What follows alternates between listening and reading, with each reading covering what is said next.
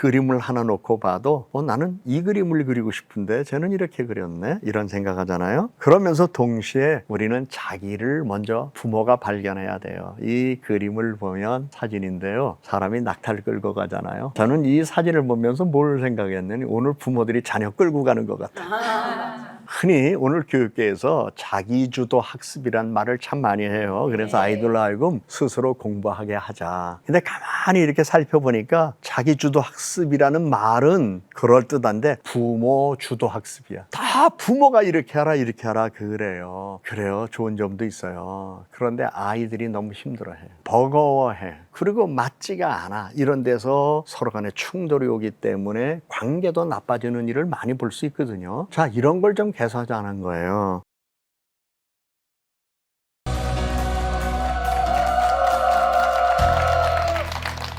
잘 지내셨나요, 그동안? 네. 우리가 세상 살아가는 동안 전에도 말씀드렸지만 날마다 개선하면 삶이 달라져서 좋은 세상이 오고 우리 아이들도 지금은 속속이는 것 같아도 하나하나 달라지면서 나중에 참 좋은 아이가 되고 훌륭한 성인이 돼서 그래도 내가 잘 참았다. 잘 키웠다가 아니라 잘 참았다. 이런 만족을 우리가 경험할 수 있는 때가 올 거예요. 그래서 우리는 자녀들 키울 때요, 절대로 낙심하지 말아야 돼요. 지난번에 티쿰 올람 거기에 대해서 말씀을 많이 드렸었잖아요. 그래서 미국에서 성공한 우리 한국 사람의 이야기도 제가 했었고요. 그리고 이제 오늘은 이 그림을 먼저 보여드리면서 여러분, 여기에 만약에 색연필을 줘서 칠을 하라 그러면 여러분은 어디에다 칠을 하고 싶은지, 만일에 한 장씩 놓아주고 그리고 색연필로 칠하라 그러면 어디에다 칠하고 싶은지, 아마 똑같은 그림은 하나도 안 나올 거예요. 오늘 여러분들에게 교재를 드렸는데 이 교재를요 집에 가지고 가셔서 자녀들하고 이 그림을 펼쳐놓고 너는 이 중에서 어디에다 색칠을 하고 싶니? 라고 한번 칠을 하도록 해보세요. 그러면 여러분이 생각하는 거하고 같을 수도 있지만 거의 다를 거예요. 그러면 뭘 생각하게 돼요? 아이들의 생각하고 내 생각하고 다르구나. 또 다를 수도 있구나. 제일 먼저 이해할 수 있는 생각을 갖게 돼요. 우리가 세상 살아가면서 남을 이해하는 게 쉽지 않아요. 왜냐하면 본성적으로 자기중심적인 삶을 살거든요. 그래서 참 자기중심적 삶을 살아가는 사람들이 있는 곳에는 피곤해. 왜냐면 다 자기밖에 몰라. 누가 그러대? 지밖에 모른다. 그런데 우리가 서로 사랑하고 섬기려면 이해를 해야 돼요. 근데 이렇게 그림을 하나 놓고 봐도 나는 이 그림을 그리고 싶은데 쟤는 이렇게 그렸네 이런 생각하잖아요. 그러면서 동시에 우리는 자기를 먼저 부모가 발견해야 돼요. 이 그림을 보면 사진인데요, 사람이 낙타를 끌고 가잖아요. 저는 이 사진을 보면서 뭘 생각했느니 오늘 부모들이 자녀 끌고 가는 것 같아요. 흔히 오늘 교육계에서 자기주도 학습이란 말을 참 많이 해요. 그래서 아이들로 하여금 스스로 공부하게 하자. 근데 가만히 이렇게 살펴보니까 자기주도 학습이라는 말은 그럴듯한데 부모 주도 학습이야. 다 부모가 이렇게 하라 그래요. 그래요. 좋은 점도 있어요. 그런데 아이들이 너무 힘들어해. 버거워해. 그리고 맞지가 않아. 이런 데서 서로 간에 충돌이 오기 때문에 관계도 나빠지는 일을 많이 볼 수 있거든요. 자, 이런 걸 좀 개선하자는 거예요. 여기 보이는 사진은 그냥 잠깐 보여드리고 넘어가야 돼. 이분들이 다 현재 살고 있는 분들이고 또 이분도 역시 현재 살고 있는 분들이기 때문에 잠깐 보여드리고 넘어가는데요. 제 목회에서 잊을 수 없는 분들이에요. 이분들은 남들처럼 과외 4개씩 시킨 분들은 아니에요. 그 중에 어느 분은 장애도 있으셔요. 그런데 이분들이 이제는 다 자손들이 아주 참 다복하게 살아가는 모습을 보이는데요. 아이들 키울 때 힘들었을 뿐만 아니라 부모님들도 공부 많이 못했어요. 그런데 아이들 학교 보내는 걸로 끝났어요. 왜? 본인들은 돈 벌어야 되니까. 그러니까 애들 뭐 가르치려면 애들보다 아는 게 있어야 가르치죠. 그러니까 애들은 부모한테 와서 물어볼 것도 없어. 물어보나 많아요. 근데 아이들이 스스로 큰 거예요. 근데 지금은 한 사람은 사무관으로 있고, 한 사람은 방사선과 과장으로 있고, 한 사람은 또 학원, 피아노 학원 하는데 종합학원으로 학원도 크게 하고 있고요. 또 한 사람은 장애인이었음에도 불구하고 지금 사회복지사 1급 된 후에 공무원, 복지 공무원으로 지금 7급 공무원으로 9급으로 들어갔다가 7급 공무원 가정을 이루고 자녀와 더불어 행복한 삶을 살아가는데, 제가 이분들의 사진을 잠깐 보여드리는 이유는 너무 자식들 때문에 많은 투자하지 말라. 누가 그러대요? 요즘 자녀들이 부모 등에 빨대 꽂고 산대. 그러니까 본인들은 빨대 꽂고 쪽쪽 빨아먹지만 빨려가는 부모는 죽어나는 거예요. 죽어나는 거예요. 진짜 그런 일이 있죠. 어느 분이 이제 학생 때 과외를 했어요. 과외를 하면서 과외비를 한 달에 한 번씩 현금으로 받잖아요. 과외비는 카드로 안 되잖아요. 네. 현금으로 이렇게 받을 때마다 부담스러웠대. 왜냐하면 그 집의 형편이 나한테 과외비를 이렇게 줄 만한 형편이 안 되는데도 아이 때문에, 남편은 공무원인데 그리고 부인은 아이 때문에, 사교육 때문에 이제 파출부로 나가서 도우미로 일하시면서 그걸 번 돈을 자기한테 주는데 받아오기가 너무 미안했다는 거예요. 그게 오늘의 우리 현실 아니겠어요? 이런 현실에서 우리가 자녀 어떻게 키워야 돼요? 그래서 제가 이 디콘 올람 세미나를 저희 교회에서 하면서 이런 얘기했어요.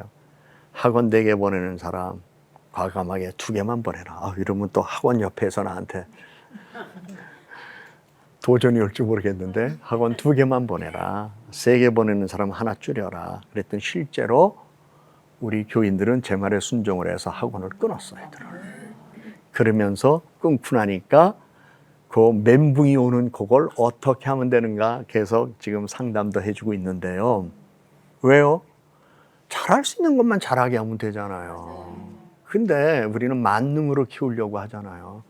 세상에 만능은 하나님밖에 없어요. 근데 왜 인간을 만능으로 키우려고 그래요? 자기가 하나 잘하는 거 뛰어나게 잘하게 하면 되고 즐겁게 하면 되고 그것으로 쉽게 표현하면 밥벌이 하면 되잖아요. 그런데 우리는 만능으로 해야만 이 세상을 다 살아갈 수 있다고 생각하는데 아닌 것 같아요. 그러면서 생명의 빛 예배당 경기도 가평에 있는데요. 이곳을 다녀온 적이 있었어요. 이곳에 가서 그 예배당도 훌륭하지만 그 예배당을 건축한 분과 그 예배당이 지어지도록 크게 힘이 되어준 분의 스토리를 알게 되면서 제가 많은 도전을 받았는데요. 그 중에 하나 12살 소년의 기도라는 것이 거기 하나 있었어요. 이 건축가 신형철이라는 이분이 프랑스에 살면서 어느 날 어느 성당을 이렇게 지나가게 되었고 그것을 보게 되었는데, 나도 이 다음에 저러한 예배당, 아름다운 예배당, 거룩한 예배당을 하나 짓고 싶다. 12살의 꿈을 품었어요. 그런데 이분이 아까 보여드렸던 이 예배당, 생명의 빛 이 예배당을 건축하게 된 거였어요. 그런데 건축가로서 설계를 다 하셨는데 설계해놔도 재료가 없으면 어떻게 해요? 그런데 이 러시아산 홍성, 정말 아주 세계적인 나무라고 그러네요. 그런데 이 홍성을 이 한 사람이 기증을 했어요. 이장균이라는 이분인데 러시아 연해주 벌목 사업가예요. 그래서 이것을 홍정길 목사님한테 이렇게 연락하시고 홍 목사님이 그럼 우리 이렇게 합시다 해서 건축한 대로 이렇게 하게 되었는데요. 제가 이분을 통해서 하나 은혜 받은 건 뭐냐면 그분의 어머니 때문에 감동받았어요. 아까 그분이요, 초등학교 때 집 나간 사람이래요. 왜 집을 나갔는지 나는 잘 모르겠어요. 그런데 그의 어머니가 정옥님이라는 분이에요. 이 어머니는 초등학교 때 아이가 집 나갔으니까 가슴이 어떻겠어요? 여러분은 혹시 여러분의 자녀가 초등학교 때 집 나갔다 그럼 아이고 잘 나갔다, 그놈 키우기 어려웠는데 에이 속 시원하다, 이제는 아이고 자유를 얻었다 그럴까요? 아무리 삶이 고달프고 힘들어도 내 새끼인데, 내 자식인데 집 나갔을 때에 밤잠 편히 잘 사람 없어요. 그러니까 이분은 새벽마다 교회 가서 기도하고 때로 철야 가서 기도하는 거예요. 그 기도 제목이 뭐겠어요? 하나님, 내 아들 집 나갔는데 어디 있는지 몰라요. 어디서 살고 있는지 몰라요. 이 밤에 어디서 어떻게 지내는지 난 몰라요. 하나님이 지켜주셔야 돼요. 하나님, 내 아들 얼마나 눈물 어린 기도를 했겠어요. 그런데 그 어머님의 기도가 그 아들에게 하나님이 은혜를 베풀어 역사하셔서 이 놀라운 일을 한 거예요. 근데 그 어머니는 아쉽게도 아들이 이렇게 큰일한 걸 보지 못하고 하나님 나라 가셨죠. 저는 이걸 보면서 모든 사람 다 집 나가라고 그런 건 아니지만 이런 일이 생겼다고 그래서 낙심하지 말라. 중요한 건 우리 믿음의 가정에서는 기도가 가장 중요하다. 그래서 낙심하지 말고 기도하는 거 참 중요하다. 근데 기도만 하면 될까요? 실상은 우리 가정에서 우리가 좀 변화될 게 있다면 말과 감정과 말의 컨트롤을 못해요. 그래서 모든 관계는 말투에서 시작되는데 여러분들은 자신의 말투가 어떻다고 생각하세요? 말투. 교회 가서 목사님 앞에는 네, 그리고 집에 가서는 예! 어느 분이 그랬어요. 목사님, 우리 집에 좀 자주 오세요. 네? 목사님만 오면 우리 아내는 천사가 되는데요. 목사님만 딱 떠나가시면 그때부터 악마가 되네요. 사실 우리 예수 믿는 분들이 말투도 좋아야 되고 말씨가 좋아야 되는데 이 말투는 좋은 관계를 만들어가요. 그래서 우리는 말 안에 감정을 잘 섞을 줄 알아야 되는데 일단 우리는 감정대로 쏟아놓고 그리고 미안해, 잘못해, 이해해, 그리고 추스릴 때가 참 많거든요. 그래서 메라비언 법칙이라는 게 있어요.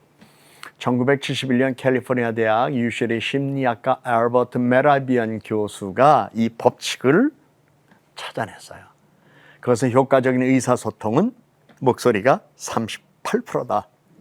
그 다음에 보디랭귀지, 몸짓 번호 55%인데 그중에 표정이 35%, 태도가 20%다. 말하는 내용은 7%다. 그러니까 상대에게 내가 하고자 하는 말을 전해야 되는데 내가 말하고자 하는 내용은 7%인데 그 7%를 상대가 받아들여야 이게 제대로 되는데 상대는 내 말을 안 받아들이고 뭘 받아들일까요? 목소리나 보디랭귀지 이런 걸로 받아들이는데 그때 감정을 느낀다는 거예요. 그래서 감정이 나쁘면 아예 안 들어. 그리고 감정이 편안하면 네 하고 들어요. 그래서 대화는 말투다. 그리고 말투는 버릇이다. 말투란 말을 하는 버릇이나 모습인데 한번 우리 각자 생각하면 좋겠어. 내 말투가 어떤가? 내 말투가 아무리 가까웠고 친밀한 관계를 가진 사람일지라도 말투가 거칠면 그날로 끊어져요. 말투가 상스러우면 존경심이 사라져요. 그래서 우리는 항상 말투에 바른 마음, 바른 감정을 우리가 담아서 전해야 되는데 우리 부모들이 하지 말아야 할 7가지가 있어요.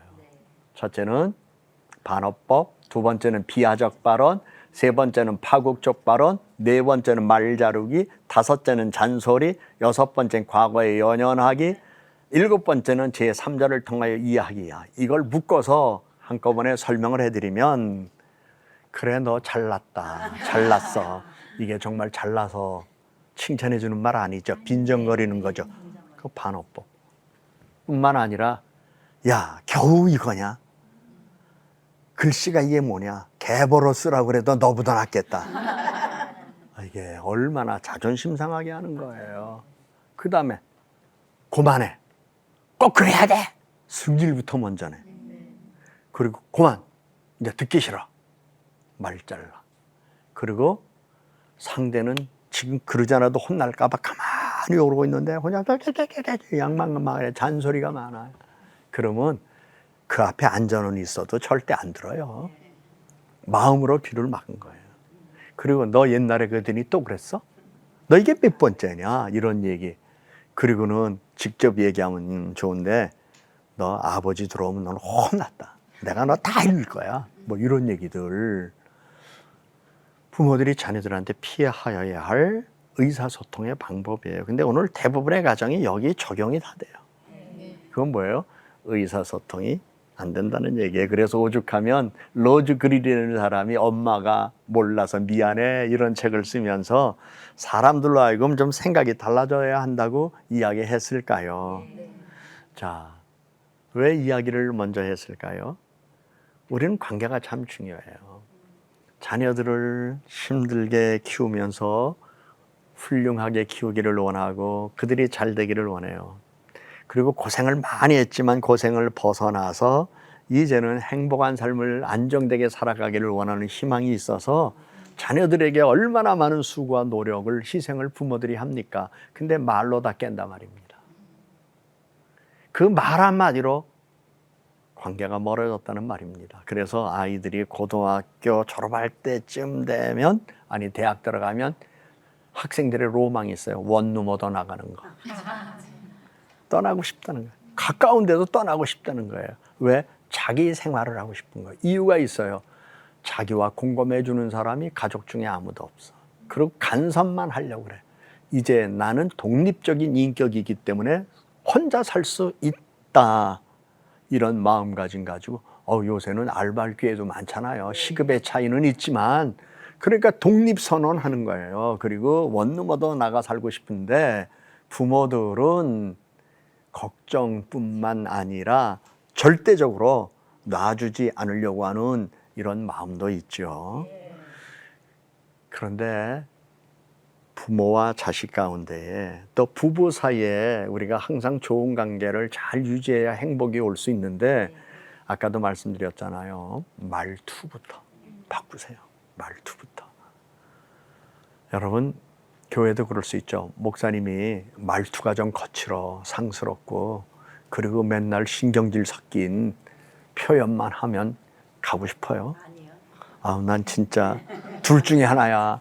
내가 떠나든지 뭐 하여간 둘 중에 하나 이런 마음을 품고 그냥 가긴 가. 근데 전혀 은혜가 안 되니까 딴 데 관심 가지고 되는 일들이 있잖아요. 근데 말투가 참 이렇게 자상하고 은혜롭고 그리고 나를 알아주는 것 같은 분이 있으면 왠지 가까이 가서 내 속을 열어놓고 싶은 이런 마음들이 생기잖아요.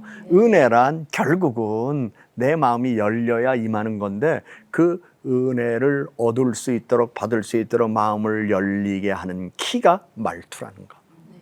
그러니까 여러분들이 가정에서 말투를 항상 조심하는 여러분들이 되기를 바라요. 그래야 그 다음 단계가 형성될 수 있는데 홀로코스트 지난번에 얘기했잖아요. 유대인들이 세계제 2차 대전 당시에 얼마나 많은 어려움을 겪었습니까? 당시 유대인들을 생각해 봤어요. 그런데 이들이 이 고난을 벗어나서 세계 열강 가운데 독립적 국가로서 삶을 살아가는 거 보면 대단하지 않아요? 그리고 그 후손들이 세계에 많은 영향을 미치며 노벨상을 많이 받은 사람들이 이 세상에 많이 배출된 거 보면 야, 놀랍다 그래요. 근데 그 놀라운 일이 그들에게만 있었던 거 아니에요. 우리나라도 1950년 6월 25일 전쟁이 있었잖아요. 이 전쟁 이후에 얼마나 어려운 일이 많았어요. 함흥에 당시 1950년 9월 28일 날 공산군에 의하여 학살된 사람이 300명이었어요. 그리고 교회를 역사에서 사라지게 하는 일이 그들의 이념 체계의 과정이거든요. 그러나 어떻든 하나님은 우리나라를 축복해 주셨잖아요. 그래서 놀라운 일은 세계에서 가장 가난했던 나라가 지금 10위권 경제대국으로 성장한 것 참 감사한 일이죠. 그런데 아쉬운 게 있어요. 이렇게 나라가 잘 살게 됐으면 아니면 조금 더 잘 사는 나라가 되면 얼마나 좋아요. 근데 지금 10위에서 지금 밀려나고 흔들흔들하는 상황이 왔어요. 왜 그럴까요? 뭐 여러 가지 이유가 많이 있겠지만 저는 그런 사회 경제적 정치적 요인보다도 오늘 이때에 우리 각 가정에서 있는 현상에 대한 것을 이야기하고 싶어요.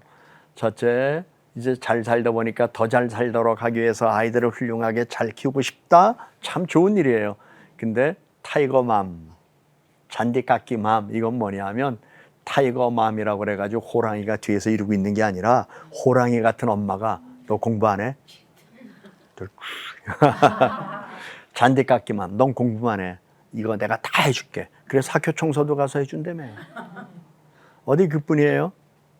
넌 여기서 일어나기만 해봐라.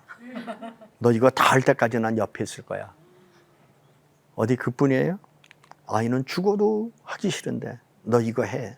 너 이때 안 하면 이거 언제 하냐? 그래가지고 피아노, 아이는 정말 싫어. 나가서 친구들하고 놀고 싶어. 공 차고 싶어. 근데 너 안 돼. 그런가 하면 넌 공부만 해. 이거 다 내가 할게.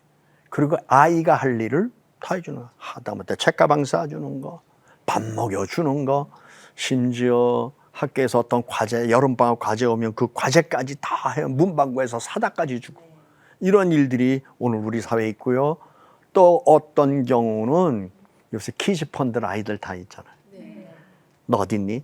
왜 안 오니? 너 학원 갔니? 왜 안 갔어? 너 지금 누구 하고 있어? 너 지금 학원에 있을 시간이잖아. 너 본고차 탔어? 안 탔어? 아, 애들 미쳐요. 미쳐. 그래, 엄마, 아빠가 그냥 사방에서 감시하는 거예요. 뭐 하나. 아이들이 기죽죠. 얘기할 만하면 전화 띠가서 엄마, 응, 알았어. 아이하고 좀 신나게 즐겁게 얘기하다가 전화 온 다음에 엄마 알았어. 왜냐면 혼나고 있거든. 그러니까 분위기 싹 바뀌어서 아이가 안색이 바뀌고 애를 정신병자로 만들기 딱 좋은 게 그런 것들이거든요. 근데 그런 걸 모르는 거예요. 그러면서 뭐라는 줄 아세요? 다 너 위한 거래.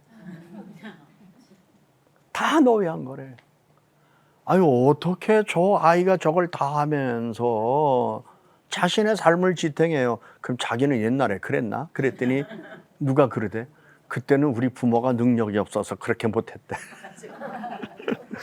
그런데요, 능력이 있다 할지라도 그렇게 해서는 안 되거든요. 그렇기 때문에 아이들에게 부모들이 스트레스 엄청 줘요.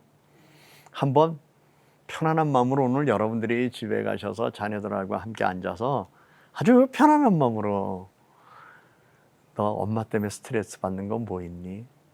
한번 얘기해봐. 그럼 아이가 조심스럽게 할까 말까 눈치 보다가 해도 되고 따 싶으면 이제 말을 열어. 근데 한 가지, 두 가지, 세 가지, 다섯 가지는 진짜 그러니? 진짜 그러니?